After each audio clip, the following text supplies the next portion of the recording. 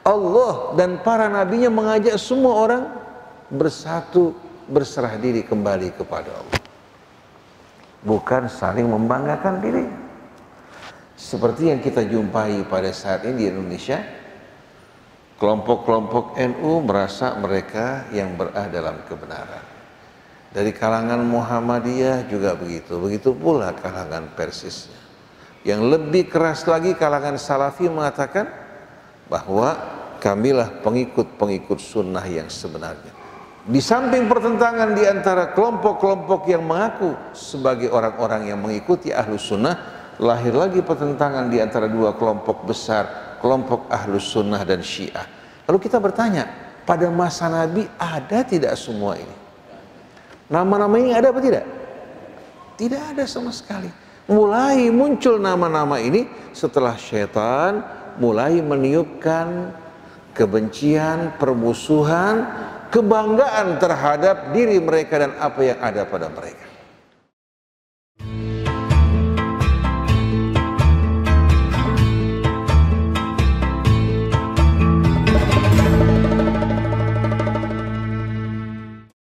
Bismillahirrahmanirrahim. Alhamdulillahi Rabbil Alamin. Hamdan katsiran tayyiban mubarakan fi kama yuhibbu Rabbuna wa yarda. Allahumma salli wa sallim wa barik ala abdika wa rasulika sayyidina wa nabiyina Muhammadin wa alihi wa sahbihi wasallim. Rabbana atina min ladunka rahmah wa hayyi' lana min amrina rasyada. Rabbana zidna ilman wa alhiqna bis salihin waj'al lana lisana sidqin fil akhirin waj'alna min warathati jannatin na'im wa la tukhzina yawmaddin yauma la yanfa'u malun wala banun illa man atallaha biqalbin salim. Rabbana zidna ilman wa alhiqna bis salihin. Amma ba'du. Para jamaah hadirin hadirat jamaah subuh Masjid Al-Mahdi yang dirahmati Allah, salamullahi alaikum warahmatullahi wabarakatuh.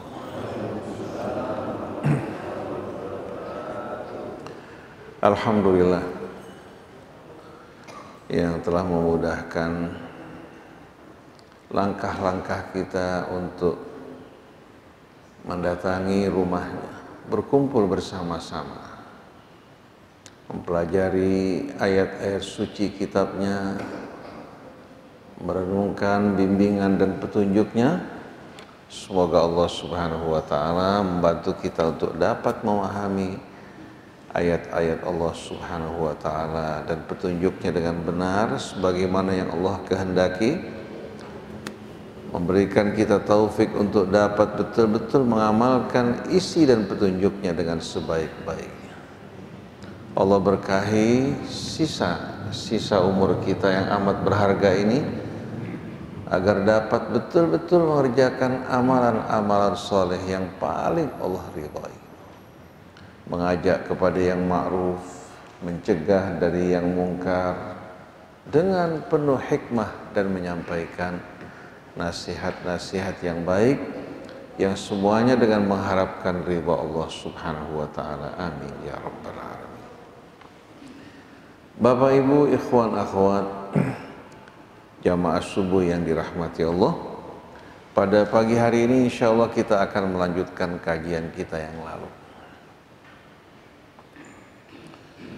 Kajian yang lalu yang mengajak kita untuk belajar dari umat-umat terdahulu. Belajar dari kesalahan-kesalahan mereka agar kita tidak mengulangi. Karena sunnatullahi tabaraka wa ta'ala, hukum Allah yang Allah berlakukan pada umat terdahulu, juga Allah Subhanahu wa ta'ala berlakukan pada kita. Sunnatullah walan tajida li sunnatillahi tabdila. Ini merupakan sunnah Allah dan sekali-kali engkau tidak akan menjumpai perubahan bagi sunnatullah. Hukum Allah subhanahu wa ta'ala yang penuh dengan keadilan, kebijaksanaan yang Allah berlakukan pada kaum-kaum terdahulu juga berlaku atas kita. Apabila kita mentaati Allah dan Rasulnya, mengikuti petunjuk kitabnya, sebagaimana Allah memenuhi janjinya pada umat terdahulu, memenuhi janjinya pada Nabi kita dan sahabat-sahabat yang berjuang di sisinya, Allah juga akan memenuhi janjinya untuk kita semua. Kemunduran umat Islam, kegagalan mereka disebabkan karena mereka tidak memenuhi janji mereka. Mereka ingin menerima imbalan tanpa bekerja. Mereka ingin mendapatkan rahmat, dukungan dari Allah tanpa berjuang. Padahal Allah berfirman, "Walladzina jahadu fina lanahdiyannahum subulana wa innallaha lama'al muhsinin." Dan orang-orang yang berjuang di jalan kami, yang dinilai Allah perjuangan yang kita lakukan di jalannya, mengharapkan ridhonya. Adapun perjuangan di luar jalan Allah, bukan mengharapkan ridha Allah, Allah tidak punya kewajiban untuk memberikan balasan terhadap perjuangan semacam ini. Jadi mereka-mereka yang berjuang di jalan kami, lanahdiyannahum subulana, kami benar-benar akan memberikan mereka petunjuk. Kemana hadirin sekalian? Subulana, ke jalan-jalan kami. Bukan hanya satu jalan, tapi jalan-jalan menuju kemuliaan dibuka dengan luas oleh Allah subhanahu wa ta'ala.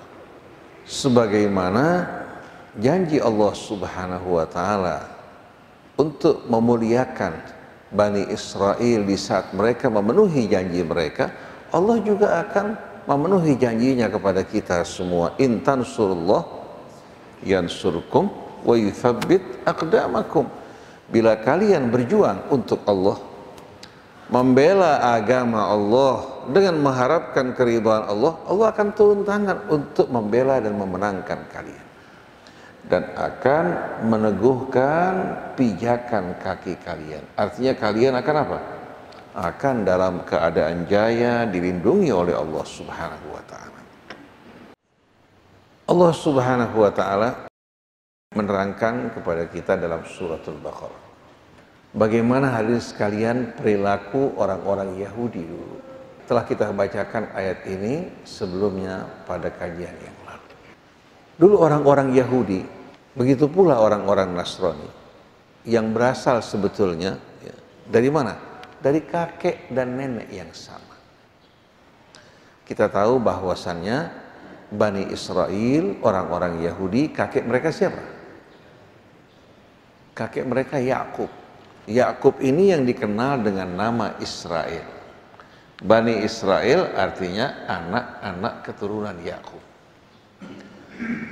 Dari mulai Isa ya, naik Yahya, Zakaria, sampai kepada nabi-nabi sebelumnya, Daud, Sulaiman, kemudian juga Harun dan Musa, Yusuf, ya, semua adalah anak keturunan Yakub. Baru terjadi perubahan dari Bani Israel, kenabian pindah kepada Nabi kita Muhammad SAW yang merupakan keturunan Ismail, dan Ismail merupakan saudara Ishak. Ishak adalah ayah dari Yakub. Jadi antara Nabi kita Muhammad SAW dan Bani Israel adalah saudara-saudara sepupu. Dan semua nabi dari Bani Israel mengajak kepada Allah. Isa berseru, "Wa innallaha rabbi wa rabbukum fa'buduhu hadza shiratum mustaqim." Sesungguhnya Allah Tuhanku dan Tuhan kalian, sembahlah, dan inilah jalan yang lurus. Tidak ada satupun nabi dari Bani Israel kecuali mengajak kepada Allah, mengajak semuanya untuk berserah diri kepada Allah. Bahkan Dari mulai sebelum Yakub, ayah Yakub Ishak juga mengajak kepada Allah. Begitu pula Ibrahim alaihi salatu wassalam. Bahkan nama Islam dan Muslimin merupakan nama yang dikenal pada masa Ibrahim alaihi salatu wassalam dan dikumandangkan. Sebagaimana firman Allah, "Wa man yarghabu an millati Ibrahim illa man safiha nafsa." Tidak ada seorang pun yang menyeleweng, menyimpang dari ajaran Ibrahim kecuali orang yang ada gangguan pada akalnya. Walaqad istafainahu fid dunya wa innahu fil akhirati laminas salihin. Sungguh kami telah memilih Ibrahim dalam kehidupan dunia. Karena Ibrahim telah membuktikan dengan kehidupannya betul-betul ketulusan keislamannya kepada Allah. Tidak ragu demi mempertahankan keimanannya kepada Allah untuk dilemparkan ke dalam api. Tidak ragu karena keyakinan kepasrahannya kepada Allah untuk meninggalkan anak dan istrinya di padang yang tak bertuan. Lebih dari itu, dia telah menunjukkan keislamannya kepada Allah ketika Allah memerintahkan dirinya untuk menyembelih putranya. Tanpa ragu-ragu dia melaksanakan semua ini. Sebagaimana Ibrahim memilih Allah, Allah memilih dirinya. Hingga nabi-nabi yang datang setelah Ibrahim adalah keturunan Ibrahim alaihi salatu wassalam. Idh qala lahu rabbuhu aslim. Ketika Tuhannya berkata pada Ibrahim, aslim. Apa arti aslim? Aslim bukan artinya masuk ke dalam Islam. Aslim artinya serahkan jiwa dan ragamu teruntuk Allah subhanahu wa ta'ala. Jawaban Ibrahim, qala aslamtu li rabbil alamin. Aku pasrahkan seluruh eksistensiku teruntuk Allah Tuhan semesta alam. Karena aku berawal dari Allah. Wa wassa biha Ibrahimu bani wa Yaqub. Ibrahim wanti-wanti berwasiat pada anak-anaknya, begitu pula Yaqub. Ya baniya innallaha astafa lakumuddin fala tamutunna illa wa antum muslimun. Wahai anak-anakku, sesungguhnya Allah telah memilih bagi kalian. Ini pilihan dari Allah subhanahu wa ta'ala. Allah telah memilih bagi kalian ad-din, agama, pedoman hidup yang benar-benar amat indah dan mulia. Apa nama agama tersebut? Al-Islam. Fala tamutunna illa wa antum muslimun. Jangan biarkan diri kalian mati kecuali dalam keadaan muslim. Jadi Islam ini adalah pilihan dari Allah. Allah berikan nama Islam, muslimin, untuk para pengikut Ibrahim. Ibrahim juga wanti-wanti berpesan pada anaknya, begitu pula Yakub. Begitu pula Nabi kita Muhammad SAW, sebagaimana pesan Allah, ya ayyuhalladzina amanu taqullaha haqqa tuqatihi wa la tamutunna illa wa antum muslim. Dengan nama muslimun, kita akan mampu menyelesaikan semua konflik, pertentangan, perselisihan, perbedaan di antara kita. Sebagaimana keadaan manusia pertama kali. Mereka semua merupakan satu umat. Nah, Allah subhanahu wa ta'ala ceritakan bagaimana orang-orang yang menyimpang dalam cara beragama mereka. Penyimpangan ini membuat mereka semakin jauh dari Allah. Bahkan yang lebih menakutkan, mereka merasa diri mereka benar, lurus, padahal mereka dalam kesalahan, kebengkokan. Mereka merasa dalam petunjuk Allah, padahal mereka telah tersesat dari petunjuk Allah. Nah, kita dengarkan firman Allah dalam surat Al-Baqarah.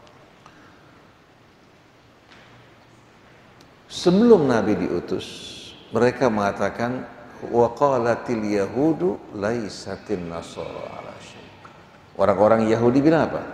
Orang-orang Nasrani ini sama sekali tidak berpijak kepada sesuatu, maksudnya kepada kebenaran. Orang Nasrani menjawab, wa qalatin nasara laisatil yahudu ala syai'. Orang-orang Yahudi ini tidak berpijak pada satu kebenaran.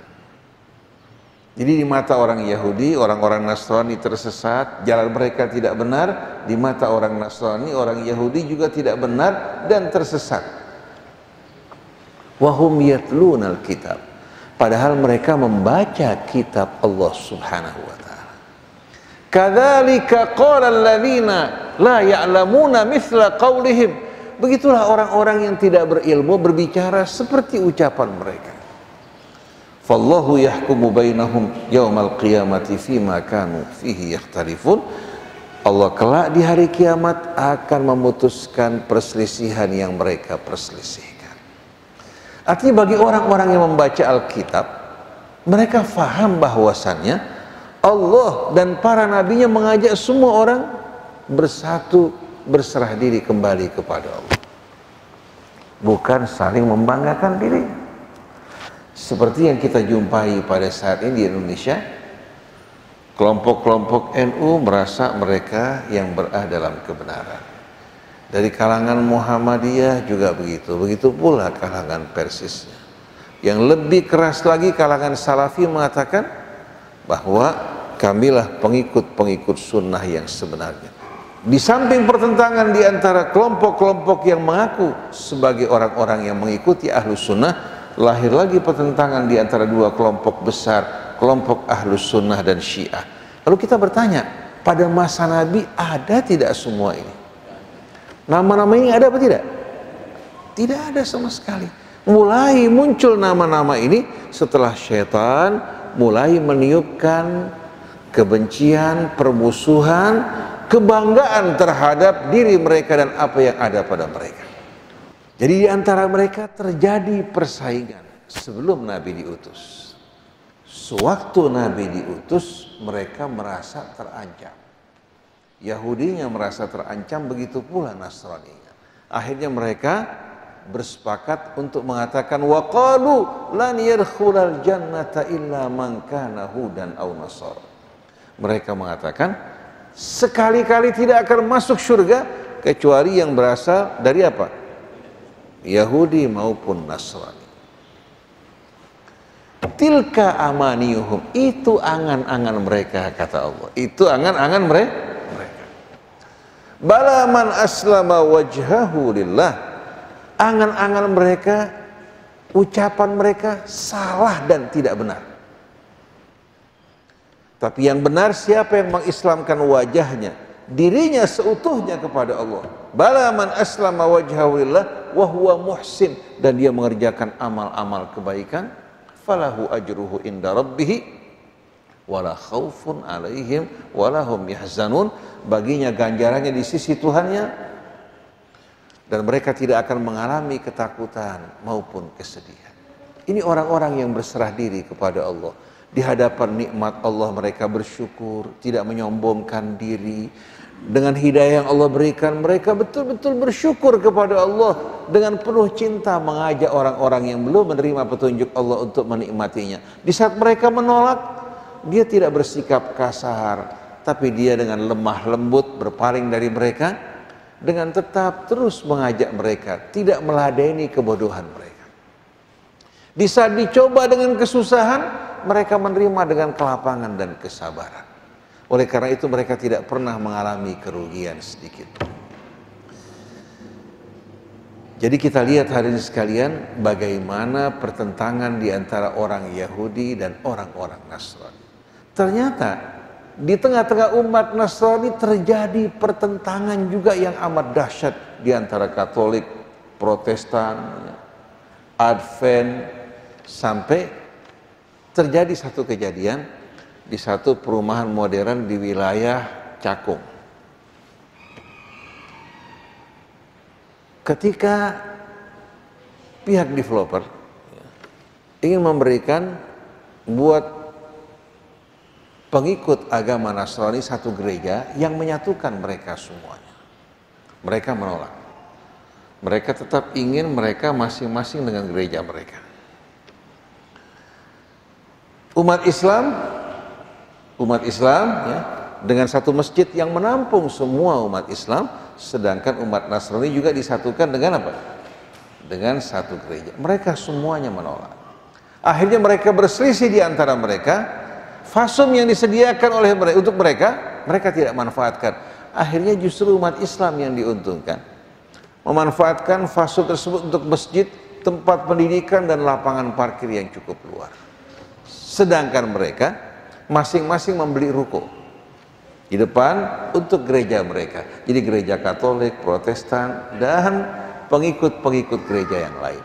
Ini hadirin sekalian kerugian orang yang berpecah belah, keuntungan orang yang bersatu. Nah, kita ingin umat Islam bukan hanya bersatu dalam nama, tapi hati mereka betul-betul disatukan dalam sikap berserah diri kepada Allah Subhanahu wa Ta'ala. Nah, mari bersama-sama kita dengarkan seruan Allah Subhanahu wa Ta'ala dalam surah Al-Imran, di mana Nabi diperintahkan untuk mengajak semua ahli kitab bersama kaum muslimin untuk bersatu berpegang kepada kalimat Allah dan tidak bercerai-berai di dalamnya. Nah, kita akan renungkan bersama-sama firman Allah Subhanahu wa Ta'ala dimulai dari ayat 64 surah Al-Imran, dimulai dari ayat 64. Kita baca Al-Fatihah bersama-sama ya.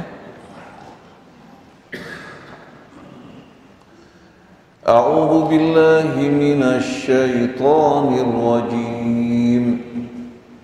Bismillahirrahmanirrahim. Alhamdulillahi rabbil alamin. Ar-Rahmanir Rahim. Maliki yaumiddin. Iyyaka na'budu wa iyyaka nasta'in. Ihdinas siratal mustaqim. Siratal ladzina an'amta 'alaihim ghairil maghdubi 'alaihim waladdallin.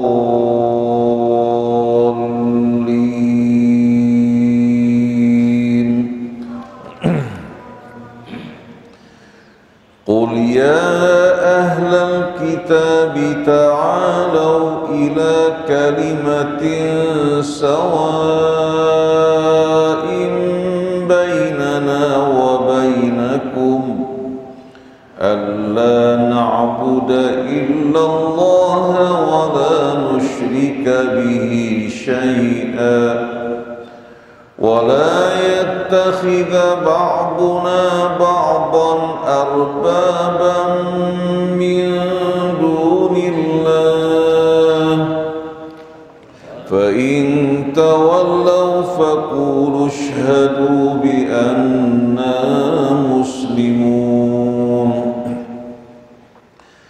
يا أهل الكتاب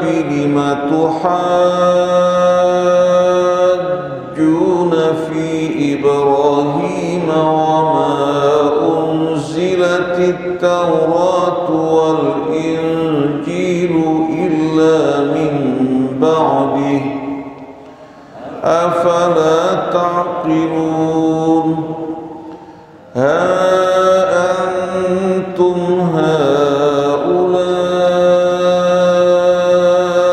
حاججتم فيما لكم به علم فلم تحاجون فيما ليس لكم به علم والله يعلم وأنتم لا تعلمون ما كان إبراهيم يهوديا ولا نصرانيا ولكن كان حنيفا مسلما وما كان من المشركين إن أولى الناس بإبراهيم للذين اتبعوه وهذا النبي والذين آمنوا والله ولي المؤمنين ودت طائفة من أهل الكتاب لو يضلونكم وما يضلون إلا أنفسهم وما يشعرون يا أهل الكتاب لم تكفرون بآيات الله وأنتم تشهدون يا أهل الكتاب لم تلبسون الحق بالباطل وتكتمون الحق وأنتم تعلمون وقالت طائفة من أهل الكتاب آمنوا بالذي أنزل على الذين آمنوا وجه النهار واكفروا آخره لعلهم يرجعون ولا تؤمنوا إلا لمن تبع دينكم قل إن الهدى هدى الله أن يؤتى أحد مثل ما أوتيتم أو يحاجوكم عند ربكم قل إن الفضل بيد الله يؤتيه من يشاء والله واسع عليم يختص برحمته من يشاء والله ذو الفضل العظيم صدق الله العظيم صدق الله العظيم وصدق رسوله الكريم ونحن على ذلك من الشاهدين. Para jamaah hadirin hadirat yang dirahmati Allah Subhanahu wa taala. Pada ayat-ayat yang tadi kita baca, Allah Subhanahu wa taala menyingkap dan mengungkap di hadapan kita kebohongan, kebobrokan, penyimpangan yang dilakukan oleh para ahli kitab sebelum kita. Allah Subhanahu wa taala ceritakan hal ini kepada kita semua agar kita tidak melakukan hal yang sama. Karena penyakit ini penyakit yang benar-benar mudah sekali menular. Penyakit yang sejalan dengan hawa nafsu manusia. Pertama-tama Allah Subhanahu wa taala memerintahkan Rasulnya untuk mengajak semua ahli kitab yang merasa menerima Alkitab dari Allah Subhanahu wa taala yang dibawa oleh nabi-nabi dan rasul mereka. Allah Subhanahu wa taala memerintahkan Rasulnya untuk mengajak mereka semuanya. Jadi bukan hanya kaum muslimin saja, tapi semua ahli kitab sebelum Nabi kita Muhammad SAW. Qul ya ahlal kitab, katakan wahai Rasulullah, wahai para ahli kitab, ta'alau ila kalimatin sawa'in bainana wa bainakum. Mari bersama-sama kita berkumpul bersatu ya, ila kalimatin sawa'in bainana wa bainakum, dalam kalimat dan prinsip yang sama. Allah na'budu illallah. Pertama-tama kita tidak menyembah kecuali hanya Allah Subhanahu wa taala. Ini merupakan dasar dari agama samawi yang disampaikan oleh para nabi, para rasul. Demikian pula yang disampaikan oleh nabi kita. Wala nusyrika bihi syai'a, Dan kita tidak mempersekutukan Allah Subhanahu wa ta'ala dengan sesuatu. Memurnikan keimanan kita hanya kepada Allah Subhanahu wa ta'ala. Lalu yang ketiga, wala yattakhidha ba'duna ba'dan arbabam min dunillah. Jangan sebahagian kita mengangkat sebahagian yang lain sebagai Rob selain dari Allah Subhanahu wa ta'ala. Yang ketiga ini hadirin sekalian yang banyak dilanggar, yang banyak betul-betul menyimpangkan para ahli kitab, begitu pula kita kaum muslimin. Di saat kita semua mengajak diri kita dan manusia untuk kembali kepada Allah, menyembahnya dan tidak mempersekutukannya dengan sesuatu, ini sebetulnya merupakan apa? Merupakan dasar dan jalan yang paling utama dalam hidup ini.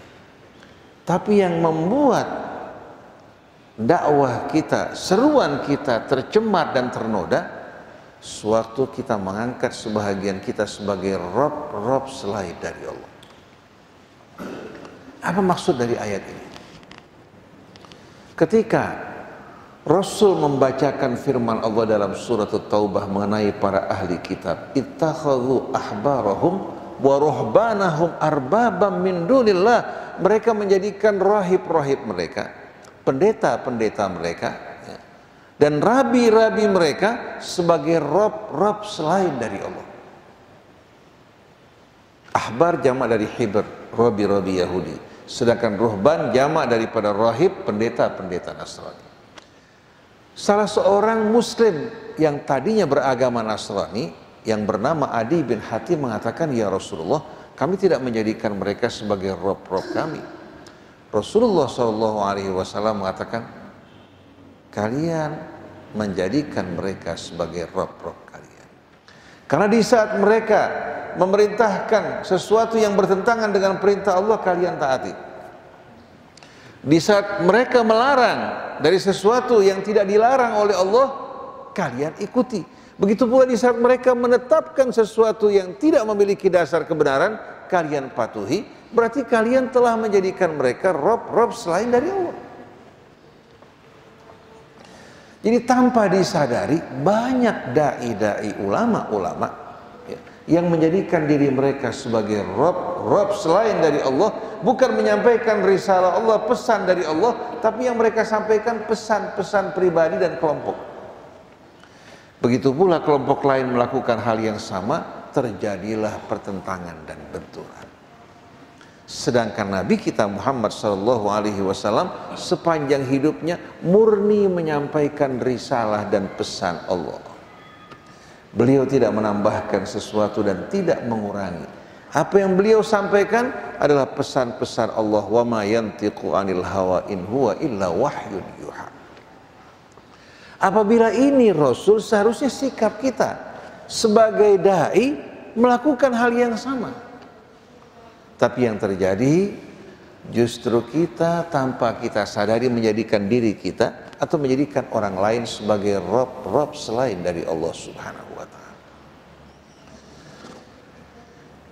Jadi yang dimaksudkan dengan menjadikan mereka sebagai rob bukan berarti menyembahnya, tapi dengan mentaati mereka pada apa-apa yang bertentangan dengan keridhaan Allah Subhanahu wa ta'ala. Jadi wala nusyrika bihi syai'a wala yattakhidha ba'duna ba'dan arbabam min dunillah fa in tawallaw faqulu syhadu bi anna muslimun. Kalau mereka berpaling, tidak menyambut ajakanmu, maka umumkan, katakan di tengah mereka, bi anna muslimun, bahwasanya kami adalah orang-orang yang berserah diri kepada Allah Subhanahu wa ta'ala. Ini merupakan kalimat yang amat indah yang akan menyatukan hadirin di sini ya, terpisah dari waktu dan jarak yang begitu jauh bersama Rasulullah SAW dan kafilah. Jadi walaupun hadirin terpisah dari Rasul begitu jauh dan para nabi, dengan mengatakan nahnu muslimun, hadirin semua akan dikumpulkan bersama mereka. Oleh karena itu jangan mau kita dipecah belah, diadu domba, berselisih satu dengan lainnya, hendaknya hati kita betul-betul sepenuhnya kita persembahkan untuk Allah. Pada saat itu, di saat kita mendengar apa yang disampaikan ulama, kita akan mengambil hal-hal yang sejalan dengan keislaman kita kepada Allah. Bukan kita digiring, dipecah belah, diadu domba, hingga kita berselisih satu dengan lainnya, keluar dari petunjuk Allah Subhanahu wa ta'ala. Nah, selanjutnya Allah Subhanahu wa ta'ala menceritakan kepada kita perilaku orang-orang Yahudi dan Nasrani yang menyimpang. Ya ahlal kitab lima tuhajjuna fi Ibrahim wa ma unzilatit Tauratu wal Injilu illa min ba'di afala ta'qilun. Wahai para ahli kitab, mengapa kalian berbantah-bantahan berdebat tentang Ibrahim? Masing-masing mengatakan kami pengikut Ibrahim yang sebenarnya. Orang Yahudi mengatakan Ibrahim agamanya agama Yahudi. Orang Nasrani mengatakan tidak, Ibrahim ya, agamanya agama Nasrani. Orang-orang musyrik Mekah juga mengatakan apa? Bahwa kami mengikuti ajaran Ibrahim. Wa ma unzilatit Tauratu wal Injilu illa min ba'di. Padahal Taurat dan Injil diturunkan setelah wafatnya Ibrahim. Kok Ibrahim menjadi pengikut kalian? Aneh nggak? Jadi wahai para ahli kitab, kenapa kalian berbantah-bantahan tentang Ibrahim? Masing-masing mengklaim Ibrahim sejalan dengan apa? Agama kalian. Yahudinya mengklaim Ibrahim ya, sama dengan pendirian mereka, keyakinan mereka dan apa yang mereka lakukan. Orang Nasrani juga mengklaim hal yang sama, begitu pula orang-orang musyrik. Padahal Taurat dan Injil diturunkan setelah wafatnya Ibrahim alaihissalatu wassalam. Nah, saya bertanya, Nabi kita Muhammad sallallahu alaihi wasallam Syiah apa Sunni?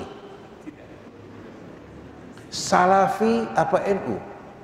Atau Muhammadiyah? Atau Persis? Nabi diukur dengan mereka, apa mereka diukur dengan Nabi? Seharusnya mereka dicocokkan dengan Nabi, bukan Nabi dicocok-cocokkan dengan mereka. Nah, sekarang kita jumpai apa yang terjadi pada ahli kitab, terjadi pada kita. Seharusnya Nabi dengan Quran yang merupakan satu kesatuan yang tidak dapat dipisahkan menjadi rujukan tolok ukur buat kita.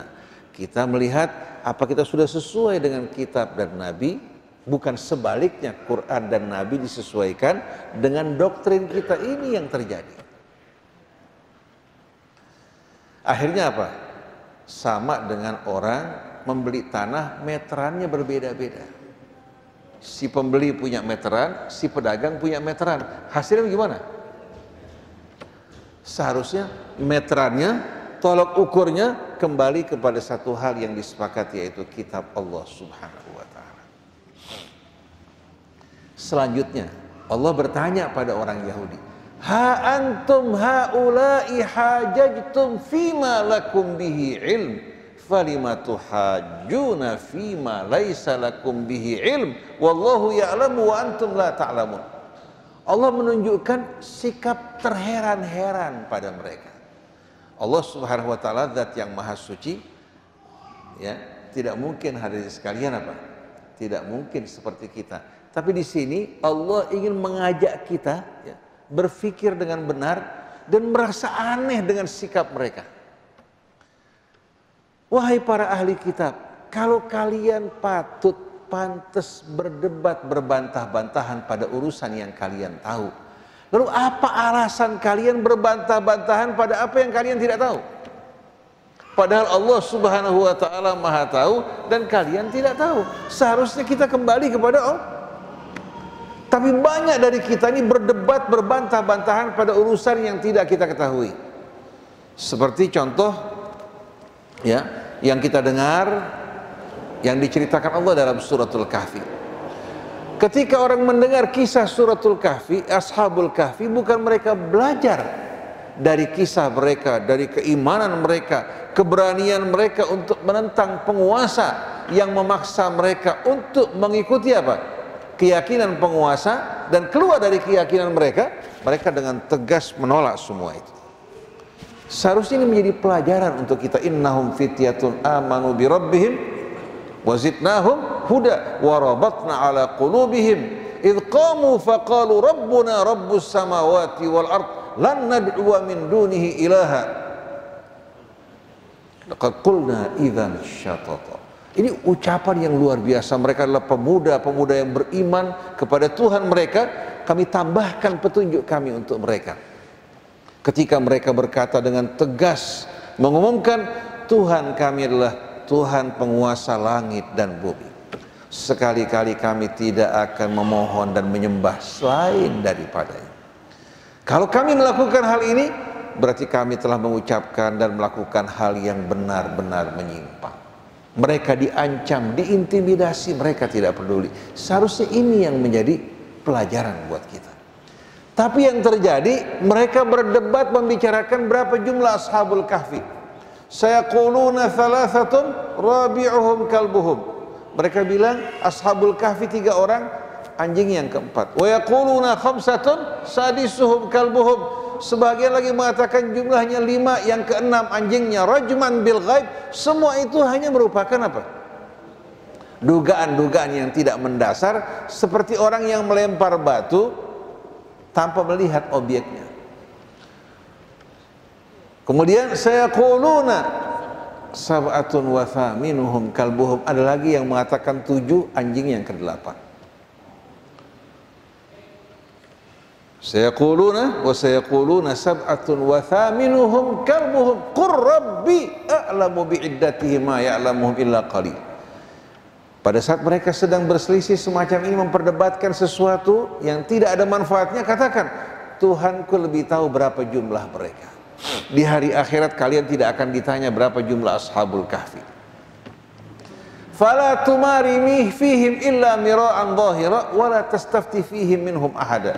Maka pendidikan bagi kita umat Islam di saat berhadapan dengan hal ini, jangan kamu berdebat dengan salah seorang mereka. Jangan juga kamu bertanya tentang hal ini sedikit pun juga kepada siapapun juga. Kembalikan pada Allah, dan tidak ada manfaatnya buat kita. Allah ceritakan ashabul kahfi agar menjadi pelajaran, ibrah bagi kita semua. Nah, sekarang kita umat Islam bukan mengambil pelajaran dari petunjuk Allah, ayat-ayatnya, dari kisah sejarah masa lampau, justru kita disuruh ribut mengulangi pertentangan perselisihan masa lampau. Seperti kejadian ketika di Amerika terjadi perdebatan, siapa sebetulnya yang paling berhak untuk menjadi khalifah? Apakah Abu Bakar, Umar, Uthman, atau Ali? Terjadi keributan. Terjadi apa? Keributan di dalam masjid. Dimulai dari hal kecil sampai terjadi keributan yang cukup besar. Akhirnya polisi datang. Polisi datang. Begitu polisi datang, polisi bertanya, apa sebab perselisihan kalian? Dijelaskan bahwa kami ribut mengenai siapa khalifah yang paling tepat. Apakah Abu Bakar, apakah Ali? Si polisi tanya, apakah dia calon pemimpin kalian saat ini? Dijawab tidak, ini berkaitan dengan apa? Dengan masa lampau. Si polisi geleng-geleng kepala, terheran-heran. Jadi kalian membicarakan hal-hal yang lalu. Apa manfaatnya, untungnya bagi kalian? Si polisi terheran-heran. Ini orang sehat atau orang sakit? Orang sakit harus sekali. Kenapa kita lari ke masa lampau? Bukan kita hadapi saat ini. Belajar dari apa? Dari kesuksesan orang terdahulu dan menghindari sebab-sebab kegagalan mereka. Ini yang harus kita lakukan. Adapun hisab mereka di tangan Allah Subhanahu wa ta'ala. Belajar dari sejarah, na'am. Tapi kalau kita menghidupkan sejarah masa lampau untuk menjadi apa? Menjadi sebab konflik di antara kita, ini berarti orang-orang yang layak masuk rumah sakit jiwa hari sekalian. Bukan orang-orang yang sehat. Tapi yang sehat, yang belajar dari kisah masa lampau. Fa'tabiru ya ulil absar.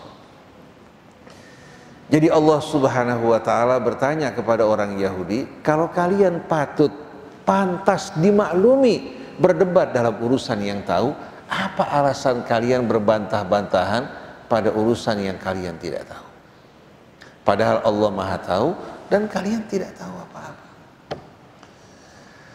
Setelah itu Allah Subhanahu wa taala dengan tegas mengatakan, "Makana Ibrahimu Yahudiyan wala Nasraniyan." Ibrahim bukan seorang Yahudi maupun seorang Nasrani. Karena Yahudi datang nama ini setelah Yakub. Begitu juga beliau bukan seorang Nasrani karena nama ini datang setelah apa? Setelah datangnya Isa alaihi salatu wassalam.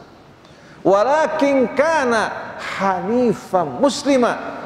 Tapi identitas Ibrahim yang sebenarnya hanifan muslima, seorang yang hanif dan berserah diri kepada Allah Subhanahu wa taala, seorang yang tulus, pasrah, berserah diri kepada Allah. Wa ma kana minal musyrikin, dan sekali-kali dia tidak termasuk dari orang yang mempersekutukan Allah Subhanahu wa taala. Lalu kita bertanya, lalu siapa yang berhak untuk mengaku sebagai pengikut Ibrahim yang sebenarnya? Inna awlan nasi bi Ibrahim lalladzina taba'uh. Yang paling patut untuk mengaku sebagai pengikut Ibrahim adalah orang yang mengikuti langkah-langkahnya dan ajarannya. Wa hadzan nabi, dan termasuk nabi kita adalah pengikut Ibrahim. Walladzina amanu, dan orang-orang yang beriman. Wallahu waliyul mu'minin, sungguhnya Allah adalah wali orang yang beriman, bukan wali kelompok, bukan wali golongan, bukan wali sekte, bukan wali madhab atau partai, waliul mu'minin. Kamu boleh saja dalam fikih mengikuti madrasahnya Imam Syafi'i, madrasah Imam Malik, tapi jangan kamu katakan ana Maliki atau Hambali, katakan ana Muslim. Jadi bertemu dengan saudara-saudara kita yang berbeda madrasah dalam Islam, sedangkan madhab hanya merupakan pendapat, bukan syariat yang datang dari sisi Allah Subhanahu wa taala. Walakin kana hanifan muslima wa ma kana minal musyrikin. Jadi kalau seandainya ayat ini kita berlakukan sekarang, ya, artinya kita terapkan sekarang, maka Rasulullah sallallahu alaihi wasallam sunniyan wala syi'iyan wala nahdiyan wala muhammadiyan wala salafiyan wala sufiyan wala mu'taziliyan, walakin kana hanifan muslima wa ma kana minal musyrikin. Wa inna awlan nasi bi Muhammadin sallallahu alaihi wa alihi wasallam lalladzina taba'u. Itu orang yang mengikuti beliau. Oleh karena itu ketika sampai pada ayat ini Imam Ali mengatakan apa? Inna awlan nasi bi Muhammadin sallallahu alaihi wa alihi wasallam man ata'ahu walau kana abdan habasyiya. Orang yang paling berhak dengan nabi kita yang mentaati beliau walaupun seorang budak dari Habasyah. Wa inna aduwa Muhammadin sallallahu alaihi wasallam man asah, musuh dari Nabi kita Muhammad yang menentangnya walau kana sayyidan Quraisy, walaupun seorang sayyid dari suku Quraisy. Maka Abu Lahab walaupun paman beliau, tabbat yada abi lahabi wa tab. Sedangkan para jamaah hadirin hadirat jauh dari Rasulullah, kalau mentaati Rasul, berserah diri kepada Allah, tidak berkelompok-kelompok dan bergolong-golongan, dikumpulkan kelak bersama Nabi kita Muhammad sallallahu alaihi wasallam. Jadi wajib kita membersihkan hati kita dari fanatisme. Cinta pada Ahlul Bait merupakan keharusan. Cinta pada sahabat Rasul yang berjuang di sisi Rasul merupakan keharusan. Tapi tetap identitas kita Muslim dan Muslimun. Ini merupakan nama yang Allah ridhai. Al-yawma akmaltu lakum dinakum wa atmamtu alaikum ni'mati wa raditu lakumul Islam madina. Masa yang Allah ridhai bagi kita, kita gantikan dengan yang lain. Nah, orang-orang Yahudi maupun orang-orang Nasrani, sebagaimana mereka tersesat dan menyimpang dari agama Allah, mereka juga menginginkan hal yang sama untuk kita.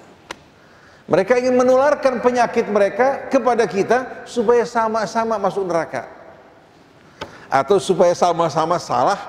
Nanti menurut mereka Allah Subhanahu wa taala, karena semuanya salah, semuanya masuk surga. Wadda ta'ifatum min ahlil kitabi law yudillunakum. Sesungguhnya sekelompok dari para ahli kitab betul-betul berhasrat untuk menyesatkan kalian dengan cara berpecah belah, bercerai-berai. Kalau perlu mereka berikan biaya supaya umat berpecah belah. Oleh karena itu Inggris menaungi kelompok-kelompok ya yang ekstrim, yang suka menimbulkan fitnah. Dari kalangan sunnah ditampung, dari kalangan syiah ditampung, bahkan mereka diberikan apa? Diberikan fasilitas untuk mengembangkan dakwah mereka, termasuk Muslim TV Ahmadiyah, pusatnya di Inggris. Kelompok syiah garis keras Yasir Habib yang menimbulkan fitnah juga di Inggris. Begitu pula kelompok-kelompok Ahlus Sunnah garis keras di sana. Dari sana fitnah keluar, kemudian saling mengecam satu dengan lainnya. Akhirnya dunia Islam kacau balau gara-gara perbuatan mereka. Wa ma yudhilluna illa anfusahum, sebenarnya mereka tidak menyesatkan kecuali diri mereka sendiri. Wa ma yash'urun, tanpa mereka sadari.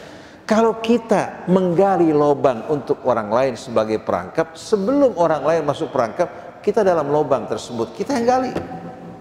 Kalau kita menyakiti orang, sebelum orang tersakiti, sebetulnya kita menyakiti diri sendiri. Kalau kita mencaci orang lain, sebetulnya kita mencaci diri sendiri. Orang yang berbuat buruk, orang yang paling merugi. Sedangkan orang-orang yang soleh tidak akan termakan oleh pecah belah orang-orang Yahudi. Setelah itu Allah Subhanahu wa ta'ala mengajukan pertanyaan kepada orang-orang atau para ahli kitab. Ya ahlal kitab, Yahudi maupun Nasrani, lima takfuruna bi ayatillahi wa antum tashhadun. Apa sebabnya kalian ingkar terhadap ayat-ayat Allah, padahal kalian yang bersaksi akan kebenarannya.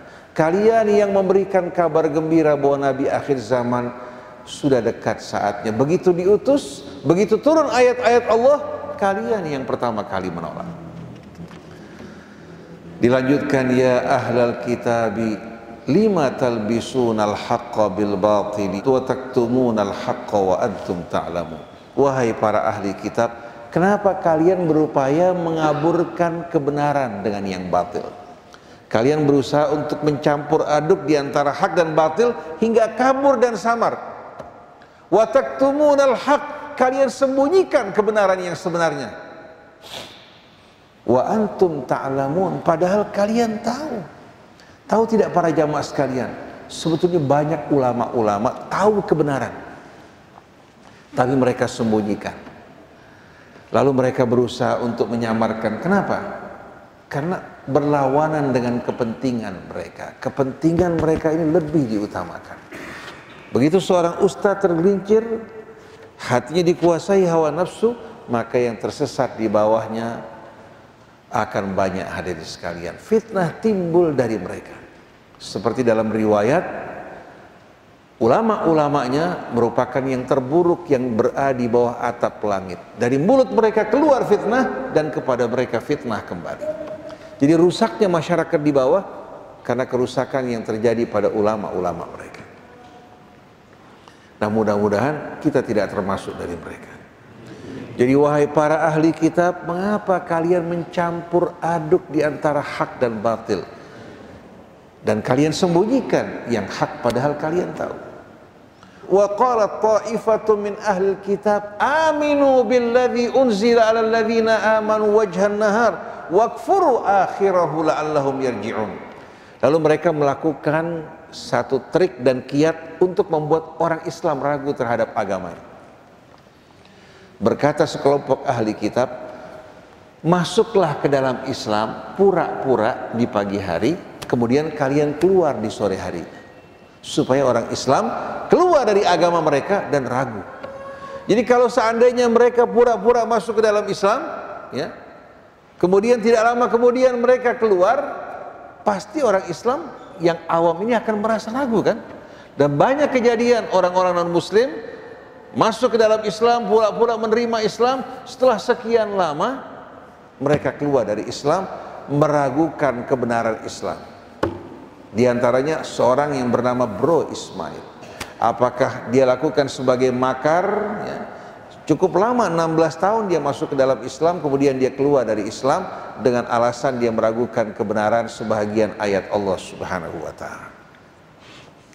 Nah, ini banyak dilakukan trik semacam ini untuk menimbulkan kebimbangan, keresahan di tengah umat Islam. Jadi mereka berkata, masuklah ke dalam Islam di pagi hari, keluar di sore harinya, agar mereka kembali dari agama mereka. Jadi bukan hal yang baru, tapi ini merupakan hal ya, yang terjadi pada masa Nabi kita Muhammad sallallahu alaihi wasallam. Setelah itu wala tu'minu illa liman tabi'a dinakum. Mereka berkata, jangan kalian beriman kecuali kepada orang yang mengikuti agama kalian. Persis seperti kita orang Islam, pokoknya jangan dengerin dari kelompok lain. Jangan terima kecuali dari kelompok kalian. Ini merupakan doktrin yang ditanamkan oleh tokoh-tokoh dan guru mereka kepada murid mereka. Bukan jangan kalian terima kecuali yang benar, yang pasti datang dari kitab Allah. Dan jangan terima hal-hal yang tidak jelas, karena Allah perintahkan kita untuk tidak mengikuti sesuatu tanpa dasar ilmu. Wala taqfu ma laysa laka bihi ilmu.